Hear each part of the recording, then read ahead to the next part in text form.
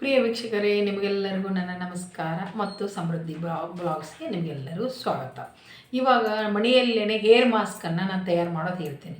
ಇದನ್ನು ನೀವು ಹೇರ್ ಮಾಸ್ಕನ್ನು ಹಚ್ಕೊಂಡು ಒಂದು 3/4 ಗಂಟೆ ಅಥವಾ 1 ಅವರ್ ಬಿಟ್ಟು ನೀವು ತಲೆ ತೊಳ್ಕೊಬೋದು. ಇದನ್ನು ಮಾಡೋದ್ರಿಂದ ನಿಮ್ಮ ಕೂದಲು ಉದ್ದವಾಗ್ತದೆ, ಸ್ಮೂತ್ ಆಗ್ತದೆ ಮತ್ತು ಶೈನಿಂಗ್ ಆಗ್ತದೆ.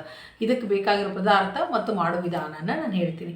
ಅದಕ್ಕಿಂತ ಮುಂಚೆ ಯಾರು ನನ್ನ ಚಾನಲ್ ಹೊಸಬ್ರು ನೋಡ್ತಾ ಇದ್ದರೆ ದಯವಿಟ್ಟು ಸಬ್ಸ್ಕ್ರೈಬ್ ಮಾಡ್ಕೊಳ್ಳಿ ಮತ್ತು ಮರೆಯದೆ ಪಕ್ಕದಲ್ಲಿರೋ ಬೆಲ್ ಐಕಾನನ್ನು ಪ್ರೆಸ್ ಮಾಡಿ. ನೀವು ಯಾರು ನೋಡಿರಲ್ಲ ನನ್ನ ವಿಡಿಯೋಗಳು ಇನ್ನೂ ಎಷ್ಟೊಂದು, ಆ ವಿಡಿಯೋಗಳನ್ನು ಕೆಳಗಡೆ ಡಿಸ್ಕ್ರಿಪ್ಷನಲ್ಲಿ ನಾನು ಹಾಕಿರ್ತೀನಿ, ನೀವು ನೋಡ್ಕೋಬೋದು. ಇಲ್ಲ ನನ್ನ ಬ್ಲಾಗ್ಸಿಗೆ ನೀವು ಡೈರೆಕ್ಟಾಗಿ ಹೋದ್ರೆ ಎಲ್ಲ ವಿಡಿಯೋಗಳ ಲಿಸ್ಟ್ ಸಿಗುತ್ತೆ. ಅದರಲ್ಲಿ ನಿಮಗೆ ಯಾವ್ಯಾವ ಮಾಹಿತಿ ಬೇಕಾದ್ರೆ ಅವನ್ನೆಲ್ಲ ನೀವು ನೋಡಿ ತಮ್ಮೇಲಿಂದ ನೀವು ಯಾವುದು ಬೇಕೋ ಅದನ್ನು ನೀವು ನೋಡ್ಕೋಬೋದು. ಈಗ ಹೇಗೆ ಹೇರ್ ಮಾಸ್ಕನ್ನು ತಯಾರು ಮಾಡೋದು ಹೇಳ್ತೀನಿ. ಹೇರ್ ಮಾಸ್ಕ್ ಏನು ಮಾಡ್ಬೇಕಂದ್ರೆ, ಒಂದು ಅರ್ಧ ಕಪ್ನಷ್ಟು ಮೆಂತ್ಯಕಾಳು ತೆಗೆದುಕೊಂಡು ಅದಕ್ಕೆ 2 ಕಪ್ನಷ್ಟು ನೀರು ಹಾಕಿ ಆ ಮೆಂತ್ಯಕಾಳನ್ನು ಹಾಕಿ ನೈಟ್ ಸ್ಟೋರ್ ಮಾಡಿ ಇಟ್ಕೊಂಬಿಡಿ, ಕ್ಲೋಸ್ ಮಾಡಿ ಇಟ್ಬಿಡಿ ರಾತ್ರಿ.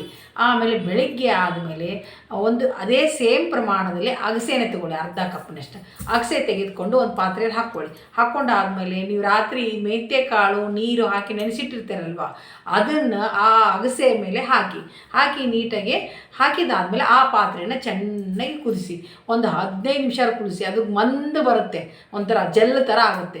ಜೆಲ್ ಥರ ಆದಮೇಲೆ ಬಿಸಿ ಇರುವಾಗಲೇ ನೀವೊಂದು ಟೀ ಫಿಲ್ಟರ್ ಮಾಡ್ಕೊತೀರಲ್ಲ, ಆ ಥರ ಫಿಲ್ಟ್ರಲ್ಲಿ ನೀವು ಅದನ್ನು ಸೋಸ್ಕೊಂಬಿಡಿ, ನೀಟಾಗಿ ಸೋಸ್ಕೊಂಡು ಸಪ್ರೇಟ್ ಇಟ್ಕೊಂಬಿಡಿ. ಆ ಜೆಲ್ ಬಂದಿರುತ್ತಲ್ಲ, ಆ ಜೆಲ್ಲನ್ನು ನೀವು ತಲೆಗೆ ಫುಲ್ ರೂಟ್ಗೆಲ್ಲ ನೀಟಾಗಿ ಹಚ್ಕೊಂಡ್ಬಿಟ್ಟು ಒಂದು 3/4 ಗಂಟೆ ಅಂದರೆ 1 ಅವರ್ ಬಿಟ್ಟು ನೀವು ತಲೆ ತೊಳ್ಕೊಂಡು ನೋಡಿ, ನಿಮ್ಮ ಕೂದಲು ಎಷ್ಟು ಸ್ಮೂತ್ ಆಗ್ತದೆ ಮತ್ತು ಶೈನಿಂಗ್ ಆಗ್ತದೆ.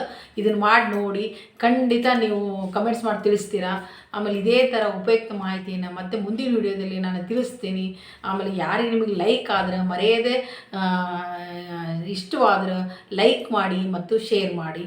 ಆಮೇಲೆ ಇದೇ ಥರ ವಿಡಿಯೋಗಳನ್ನು ನೆಕ್ಸ್ಟ್ ವಿಡಿಯೋದಲ್ಲಿ ನಾನು ತಿಳಿಸ್ತಾ ಬರ್ತೀನಿ. ಈ ವಿಡಿಯೋದೊಂದಿಗೆ ಮುಕ್ತಾಯ ಮಾಡ್ತಾ ನಿಮಗೆಲ್ಲರಿಗೂ ನನ್ನ ಧನ್ಯವಾದಗಳು.